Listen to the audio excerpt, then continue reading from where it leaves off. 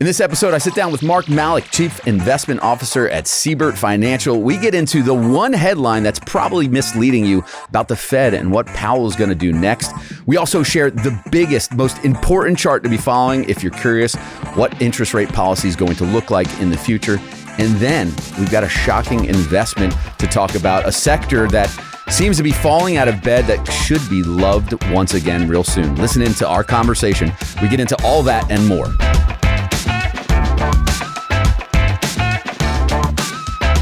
Welcome to The Big Skinny with Lou Bassanese. Mark, pleasure to have you here for the first time. Great to be here. Listen, headlines prevailing now, they seem to be giving Fed Powell a little bit of a pass, saying he thinks everything's in a good place with rates. Do you agree or disagree with that take on interest rates and where the Fed chairman's positioning us? Great question. I'm actually concerned that the media and also the broader industry is giving him a pass at this point. I think that they've made it pretty easy for him. Obviously, he's coming to the end of his tenure here, but the Fed is extremely... So they're just treating the old guy a little friendly on his way out, or do they just not know that he should be doing something different? I think it's the Fed in general, right? We talk about Powell, we personalize it, but it's the Fed in general has gotten a pass at this point. I think the Fed is extremely important. I think what the Fed does next, more importantly, what the Fed is saying, is going to be pivotal in how this market reacts going forward. I think the Fed has been given the pass. They've been sitting on their hands and they're happy doing it.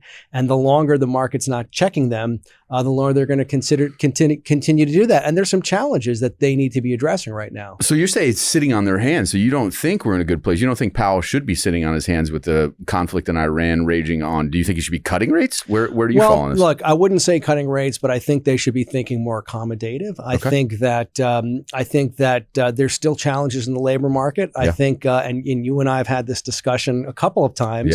What we see in the numbers, which is still not great, does not really reflect what's going on underneath the labor market, right? We all know that things are changing. We feel it in our daily workflows where, AI is becoming more part of all of our workflows, and we see how workforces are changing, and that's got to affect what's happening in the labor market. I don't think we've seen the effects of that just yet, but we are seeing it on some of the numbers, to be honest with you. And where do you see it in particular? I mean, you're talking more in the small companies, under 50 employees. You see some cracks there. Or where's the weakness in your mind? So I think even if we look at the published numbers, right? So Friday's numbers, right? So we see numbers that are not good at all. I mean, I can see how people can say the labor market is, sort of settled, but I don't know how losing 91,000 jobs is settled. I don't know. For those 91,000 people, it's not very settled. Listen, don't even look at the numbers. Just look at the chart, right? And so we've been trained early on our, in Wall Street, when the thing goes like this, from the top to the left to the bottom right, that's usually not a good thing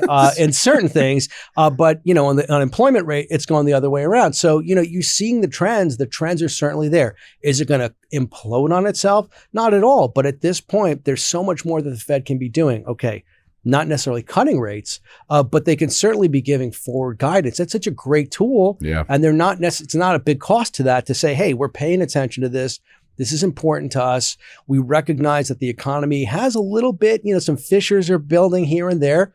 Everything's looking okay today, but we should be there to support this rather than claiming that, we have this problem with rising energy costs, which is going to cause more inflation. It's a very, very different type of inflation that the Fed is really tooled to work on. Yeah, so let's talk about, the direct quote from Powell in front of a class of, basically Harvard newbies, macroeconomics, this is what they're hearing directly is, we feel like our policy is in a good place for us to wait and see how that turns out. That doesn't exactly engender confidence, right? Well, certainly not for me, right? Because we talk a lot about, policy mistakes, right? What's a policy error look like? So they're worried about policy errors. All of the economists, we're all worried about policy errors, right? A policy error is that they raise rates, too fast and the economy implodes on itself. The policy error is that they don't fight inflation aggressively. And of course, that causes the economy to ultimately implode on itself, or they lower rates too fast and they cause inflation. But I think at this stage, the policy error is doing nothing, right? And essentially they've been doing nothing. They're in this wait and see environment. And frankly, how do we trust, we have the largest economy in the world. Those are the guys and the gals that have their hands on the gears of this economy, and they're looking in a rearview mirror and they're making decisions based on data that's coming out reflecting how the economy behaved last quarter. So, you'd like to see them at least give us confidence that they see what might be coming down the road, not necessarily acting aggressively. Look, you can't turn this economy on a dime. It's not a Formula One race car, right? It's more like more like a heavy laden cargo ship, right? So, you'd like to see them be a little bit more proactive. Do you think that Powell's run out of that ability though, or just the past to do that because he thought that inflation was going to be transitory at first? He was waiting forever for tariff-based inflation to show up in the numbers. It hasn't, right? Yeah. Do you think anyone would believe him? Does he have any credibility left, or is he just kind of waiting out his time here? Well, I think that's a big challenge, right? So first, we have to remember, look, Powell is just one vote, okay? But he has the whole committee, and the whole committee, the FOMC has been a little bit more hawkish, and we could talk about that, right? Because there might be some. I find it kind of odd a little bit. Sometimes I feel like, and I dare say this, and I believe in the independent Fed, but sounds like sometimes there's a little politics going on there. You don't want to believe that, but you can see where people are trying to sort of, voice their opinion. Like every person on that FOMC knows that rates cannot fix any type of inflation that we get related to energy, right? That's supply push inflation. Yeah. They all know this better than we do. They're so smart, these people, but yet they talk about it. And I think they talk about it because maybe they don't agree with policy or something like that. So it's their way to demonstrate political allegiance potentially by saying it. Yeah. And look, I try to stay away from politics. I just focus on policy, right? But the reality is, as you see some of that posturing that goes on. So it's not just Powell, right? It's all of them in terms of credibility. Look, they're there. They're great. I'm starting to think of them more like, this really crappy insurance policy, right? Where it's just like, at least we have one though, right? Well, you understand, how they have these really crappy medical insurance policies where like, okay, well, if you have a severe illness that's maybe life-threatening, they'll cover you in the hospital, but there's still a $200,000 deductible, right? It's not like they're there to support you every bit of the way. Now I understand you can't tweak rates, but they need to be there. And I believe it's about demonstrating that they're focused on the things that are important to the economy, that are important to Americans. And yes, they did lose credibility with their temporary inflation, with their waiting for tariff inflation. I mean, look, we were all waiting for it. It didn't show up. But if we look at the numbers, the reality is the fact that they even still bring that up, the tariff inflation, means that maybe they're getting too involved in the political discussion. Yeah, they should move on.org on that one. So they're being too backward looking. You think they should be forward looking, which brings us to the one chart you think is the most important right now. And it's not the WIP, the nay, it's the WIRP. Those of us that don't know what the WIRP is that are out there, what is the WIRP and why, explain it, and then why is it so important right now? Yeah. So WIRP is a Bloomberg chart. And so, everyone talks about, probabilities of Fed hikes and Fed cuts and things like that. And so everyone really ultimately cites the CME tool that's out there, but really all that data is based on Fed funds futures and overnight swap rates looking forward. And Bloomberg has this great chart where they actually show you where all the probabilities are going forward based on the futures forward curve on Fed funds. And so it's trying to predict globally where interest rate policy is headed based upon market bets. It's actually interesting, right? Because it's based on actual where people are trading, right? So when I could say to you with confidence that, well, the market is trying to price in, more cuts later or more hikes later on. And you could see how the curve shows you, the movement, and you can drill into it. And so for me, it's always one of my first charts that I look at in the morning, always at any time, right? Because I do believe the Fed is so important and Fed policy is important, but more importantly, what are they transmitting to the market in terms of the message, right? Because that's where we see it play out, right? Where Fed funds are right today is not as important as where the market thinks Fed funds are going to be next month, the month after, the end of the year, not necessarily beyond that, because who knows what's beyond that. But I think that's getting more and more important. And I think, when you start to see, as we saw earlier this year, as we start to see those probabilities of hikes, which was completely unheard of last year. I mean, 6 months ago, no one was thinking about a hike. Honestly, I wasn't thinking about it either. I mean, but you see what the market is, how the market is expressing what it's hearing So what's the change in the WIRP that you've seen recently that raises some eyebrows for you? Okay, interesting. Last Friday, our working assumption was, holy cow, there's a greater than 50% chance of the Fed rate hike by the end of the year. And, look, on Wall Street, greater than 50% is a good probability, right? Very much so. And so when you see 51, 52, 53, 57% chance of a hike, you have to take it seriously. Whether you agree or disagree, the market is getting that impression, which means folks are positioning for that. So you have to make a decision as an investor. Do I want to join them on that? Do I go against it? But that's a very, very important signal. That was Friday. Yep.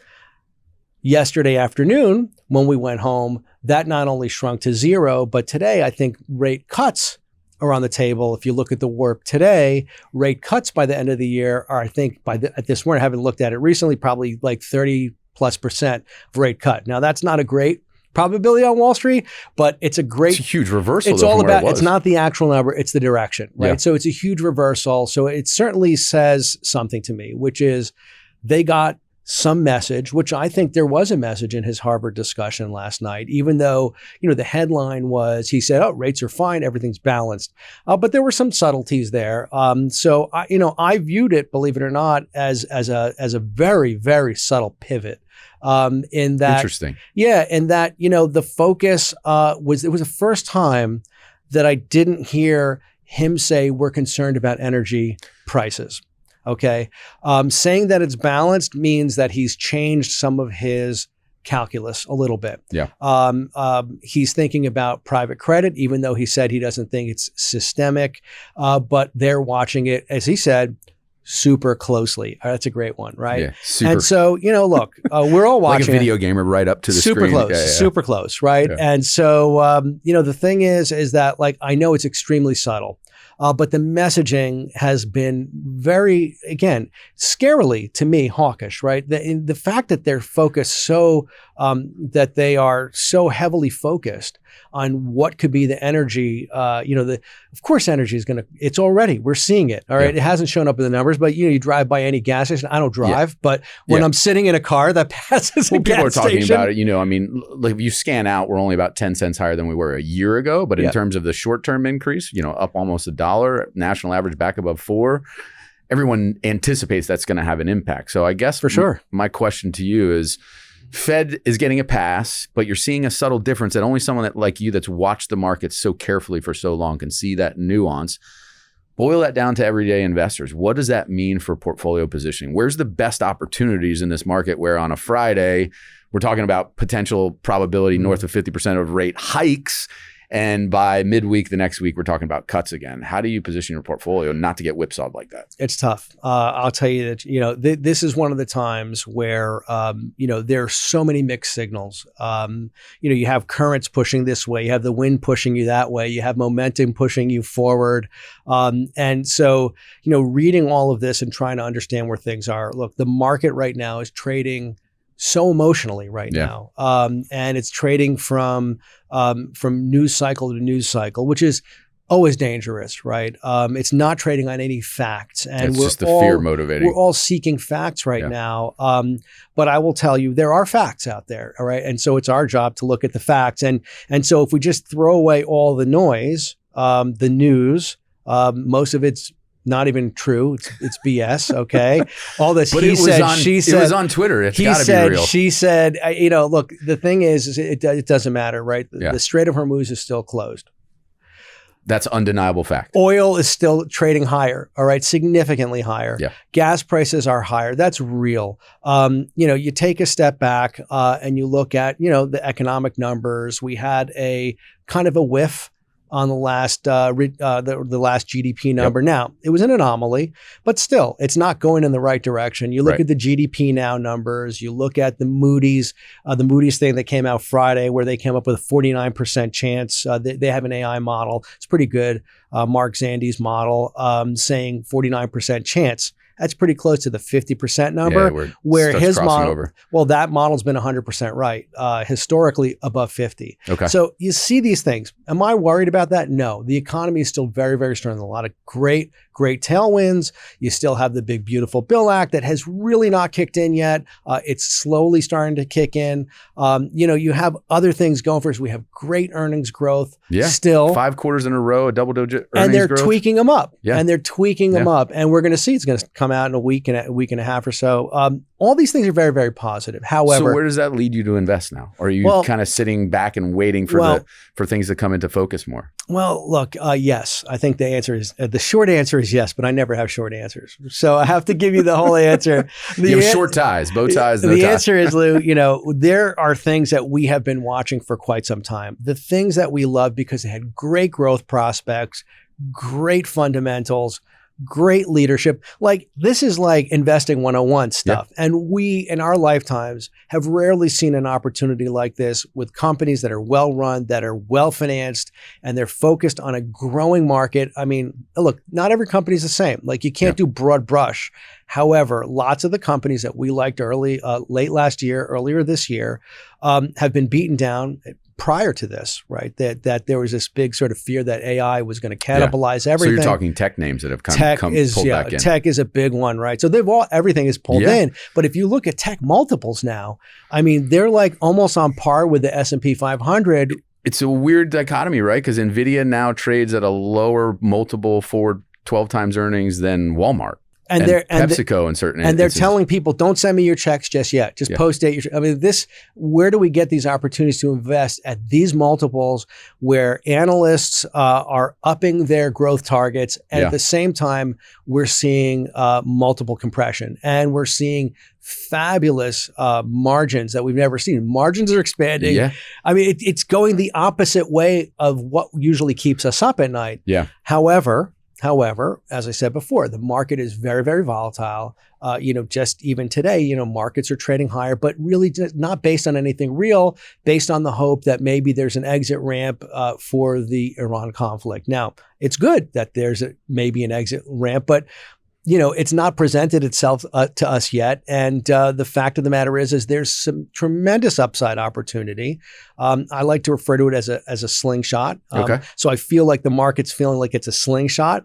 And so, waiting for that signal now of, okay, we can stop perseverating about this. Well, it's a real thing. So I don't want to say this is not real. But you think trigger is actually the end in the conflict in the middle, at least. Something or maybe that's tangible, something that's tangible, right? So the best trigger would be, okay, it's all good. They signed something. We're done. The port is open. Strait is open. Everything is great. We know that that's not very realistic. It's not going to be a tidy end. So it's not going to be just a snap and it goes and we're all taking the ride. The problem is right now is there's still a lot of nerves over here. So I think we've hit peak nerves last Friday. Yeah. So I think that the smarter, more gutsy traders are out there, starting even on Monday, looking for these opportunities. They're out there. The more conservative traders, and I'm one of them. I'm a bull. I'm always a bull. Okay. I believe the macro environment's great. I believe everything that's going on right now, the tailwinds are there for us. The companies are there. However, I'm sitting on my hands, right? Because I want to see a little bit of firmness right now. I don't like to see markets going up 2% on something that no one could confirm, a conversation with a reporter. And to me, that's not enough. Unnamed sources. It's just not enough for me just yet. I'm waiting for something more tangible. But that's encouraging though, because you're not saying this is if people miss it, right? If they miss the catalyst, you're going to miss the entire upside. It's going to be a more gradual unfolding, confidence coming back into the market. These multiples will start expanding. I mean, the energy sector is now as richly valued as the S&P 500, right? I mean, it went from 13 times to about 19 times forward earnings in the last 6 months. Yeah, that worries me. Yeah. So, but you're saying tech at 22 times is actually a great bargain with margins expanding, earnings growth rates in the double digits, but you don't have to freak out and worry about missing the move. There's so much upside, right? So I always say this, I'm very lucky in that I get to make investment decisions for, what's going to happen in the mid and the long term, right? I spend a lot of my time trying to quote unquote train my investors to think like that, right? It's very hard because everyone wants to make money right away. But the reality is, if we're thinking, where are these companies going to be in 12 months, 18 months from now? These are long-term buys, and now they are very much on sale. There are babies that were thrown out, with the bathwater, laying all over Wall Street right now. The software implosion. There's so many software companies. So you think it's not a value trap in software right now? Like a name like Adobe at like under 11 times earnings starts to get interesting. It's tough. Not saying to make a specific stock recommendation, but you see those as potential opportunities. It's got to be, right? Yeah. Look, you got to really know what you're doing with a lot of these companies. Look, there are headwinds for a lot of these companies, but if you understand them and you take the time to understand them, you see that not every company is the same. Look, Adobe has been under a lot of pressure. That's just to name one for a long time. And it was cheap, and it was cheaper, and it was cheaper and cheaper. Pretty soon, they're going to pay you to take the stock. But, look, it is a fantastic company. They use AI. They make money selling AI-based tools. Right. And it's so entrenched in so many industries. There's no way it's going away. But the question is, where's that bottom? But to your earlier question, I don't worry about finding the very bottom, right? So look, you can't go wrong here even buying some of these tech names. I'm sitting on my hands because I'm already long a heck of a lot. Yeah. So as this stuff, as the market traded down, I wasn't selling. We at one point, the way we dealt with it was rather than sell, we did buy certain things that we knew were going to benefit from the conflict. We got involved. We got energy exposure. We got defense exposure prior to the conflict starting, but just for good measure, right? Because it looked like it made sense, and we could make an investment thesis, and we did it, and it played out, and now those things are super, super rich. And I feel bad for people that are still trying to buy that stuff. But that's asymmetric risk now. You know? Absolutely. All right. Before you run, I want to hit a couple other topics, kind of rapid fire style. Sure. We talked a bit about private credit. You brought it up before. Contained or still contagious in terms of risk? Oh, good one. I like how you put that. I think I would say it's still contagious. I think that people have to. We try to always on Wall Street find an analogy of what happened in the past. Okay, right. This is not the subprime loan crisis. This is very, very different. But there is definitely exposure out there, right? So if you understand fixed income well and how these guys do these loans and the complexity of how these loans are created and how they move them from portfolio to portfolio, there are so many little triggers that are not obvious. Yeah. And you just know, if you look at how interest rates behaved over the last several years, that a lot of people are stuck in certain things. Now, this could all blow over, right? Because in lending, in credit, time heals a lot of wounds in credit. Okay, so if nothing happened, everything would be fine. But the fact of the matter is people are asking for their money back, and when people start having to write, to do redemption, get a crisis of confidence that can't heal over time. It causes a challenge, yeah. Right? And so it stresses the system, and that stress to the system, can have reverberations, and you see it. It's happening quietly. I mean, the larger banks that do have exposure, that do the back credit for a lot of these deals, they're writing down the loans. They're not putting them on billboards, but they're writing down these loans. JP Morgan was writing down these loans. And, the fact of the matter is I think there's more there. We'll see how it goes. Look, it would help if the market firmed up a little bit and started moving higher. Maybe it'll stave off some of the redemption requests, and maybe that'll allow them to do orderly business, right? Because not everything these guys invest in is always going to be like they factor in some of these investments. They expect to anticipate it. All right, so that risk isn't fully contained. Now we're going to hear more about that for sure. Let's talk AI. Bubble or ready for another breakout in terms of growth? Oh, totally ready for another breakout. I mean, why do you think so many people are convinced or incessant on saying it's a bubble and waiting for it to pop? I'm going to tell you, and this is going to sound, I don't know. Look, I have lived through a real bubble right there, okay? Because I was doing mergers and acquisitions during that bubble in 2000, in the early 2000, late 1980s, 90s. And so I know what that looks like. Does this have some of those similar qualities? certainly it does, but it is very, very different, right? You have a very different set of circumstances now than what persisted when the dot-com bubble burst, right? There were so many things that were happening during that time that are not happening right now. So I think if you look really, really closely at it, if you understand what the technology is in a lot of these companies, you understand what the business models are, you followed some of these leaders long enough to understand what they're doing, I think it becomes a little easier, right? There are no guarantees. Yeah. Okay. But the more we know, the more you understand the investment, the more you see the opportunity. I think a lot of people are missing this. I think they're getting caught in the weeds rather than stepping back and recognizing the large macro forces that are at work here, right? That have built the base for these companies to grow, and the opportunity for them to grow going forward. How this is just the beginning. It is just the beginning. Well, I think it's easy to buy into the fear that it's a bubble, and it's intellectually lazy to dig in, right? Yeah. Like you don't have to, if you don't dig in, you're not going to realize that there's these underpinnings to it. You're going to fear that all jobs are going to go away because of AI. All software companies are going to go away, but you think there's tremendous bargains there. Well, you and I have had this conversation before. I mean, do you remember when everyone thought that, when spreadsheets started, everyone thought that the whole accounting professional was going to go away. And you remember the robot fear, like, oh, there's not going to be any manufacturing jobs because robots are going to do absolutely everything.